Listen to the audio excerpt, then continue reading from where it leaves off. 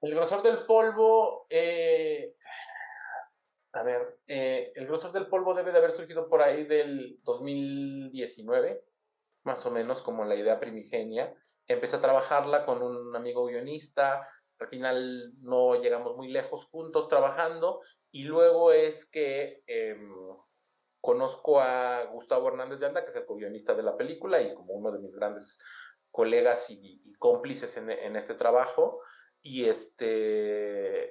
y entonces, durante la pandemia, que estábamos un poco picando los ojos todos, es que decido decirle, oye, tengo esta idea, ¿qué te parece si trabajamos un poco de esta forma, con estas metas, en este tiempo?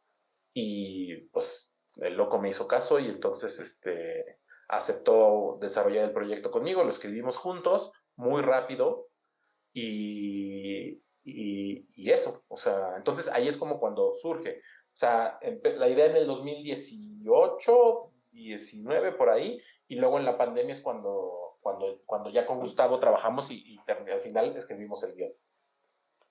¿Cómo crees que fue tu proceso creativo? ¿Crees que sí hubo momentos donde no encontrabas cómo darle el cierre, que creías, es que sí me está gustando, pero creo que puede ser mejor, necesita algo, como que sentías eso, o desde el inicio ya estaban seguros de lo que estaban haciendo? Seguro no estaba ni un poco seguro, o sea, pero lo que te hablaba un poco de desacralizar el proceso, y que vuelvo, no, ni es nuevo ni lo inventé yo, tenía que ver como con no querer manosear mucho la historia. Era un poco una cosa, y como el no querer hacer 27 drafts del guión, ni nada de eso. Entonces, seguros no estábamos, pero tenía yo una como especie de precepto del proceso, y era abrazar el error. Es decir, yo decía que yo quería hacer una película profundamente imperfecta. Es decir, yo me di cuenta muy rápido en la vida que a mí las películas que más me gustaban de los directores que más me gustaban eran sus primeras películas. Porque sentía que había como bastante alma en ellas, como no habían alcanzado la cúspide de su perfección cinematográfica. Y entonces esa especie de crudeza a mí me gustaba mucho. Y entonces entendí eso rápidamente. Y decía yo que eso se debía como un poco a los procesos de maduración de sus creadores. Y decía yo entonces que lo que yo quería era intentar darme la oportunidad de hacer una película muy equívoca y que entendiera yo los errores no con una connotación negativa, sino como un proceso de aprendizaje. Y entonces, a pesar de que estaba muerto de miedo y pensaba que todo lo que estábamos haciendo no iba a funcionar, decía, hay que abrazar el error. Entonces, de esto aprenderemos, de esto aprenderemos, de esto aprenderemos. Y entonces, pues nada, la película, aunque al final a mí me gusta, pues también hay muchas cosas que veo y pienso y digo, esto podría ser mejor, o esto podría ser de otra forma, o esto podría haber sido distinto, pero no importa, esta es la película que yo hice y pude hacer en ese momento de mi vida. Sí, y al final es se podría decir tu primera gran creación, tu bebé. Eh, Sí. Hablando de la pandemia, me suena interesante. ¿Cómo fue ahora grabar, conseguir todo en épocas de pandemia donde muchos no estaban seguros, donde era el COVID, donde tenías el riesgo de que alguno de los que estaban trabajando en la película se enfermara y a pausar todo y aparte que todos se chequen por si se contagiaron? Claro, pues a ver, era un momento de coyuntura y de hecho creo que si no hubiera habido pandemia hubiera sido imposible hacer la película de la forma en la que la hicimos.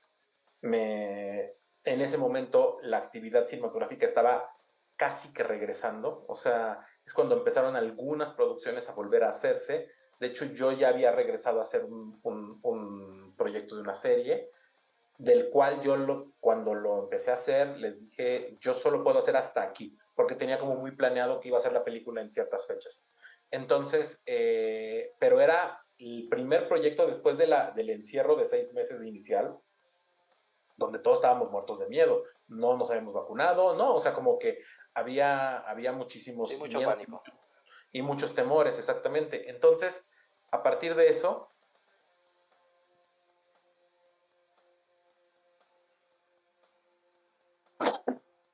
Salud. Perdón, Salud, salud. Ah, no te preocupes. perdón, gracias. A partir de eso es que se presentó la verdadera oportunidad, porque entonces había un grupo de amigos míos, profesionales increíbles, que tenían tiempo. Gente que nunca tiene tiempo de trabajar porque están ocupados en muchos proyectos, de repente tenían tiempo. Y entonces acordé con mi fotógrafo, con César Gutiérrez Miranda, había acordado un momento, acordé con Linda Ramos, una de mis productoras, acordé como con algunas personas clave en el equipo unas fechas y entonces como que me dijeron, órale va, y entonces guardaron un periodo muy corto de tiempo, me dijeron, órale, vamos a hacer la película en ese momento, yo dejo el proyecto que había empezado diciéndoles que no lo iba a terminar, que solo podía hacer hasta cierto momento, y con ese dinero y con eso es que nos embarcamos en la aventura y que aparte recibimos apoyo de gente valiosísima en el proceso de la película, como la gente de The Vision, que son los que nos apoyaron con cámara, con equipo, con luces, como con cosas. Y aparte conformamos un crew muy pequeño. Entonces, de repente, se podía uno mover rápidamente por la ciudad porque no había mucho tráfico, porque la gente estaba apenas volviendo a pocas sus actividades, la ciudad estaba un poco estaba vacía, el equipo de filmación estaba disponible porque no se estaba utilizando. Entonces, ¿sabes? De repente, por eso es que se pudo hacer la película. Para mí fue fundamental la pandemia. Yo a veces pienso que sin ello quizás no lo hubiéramos podido hacer.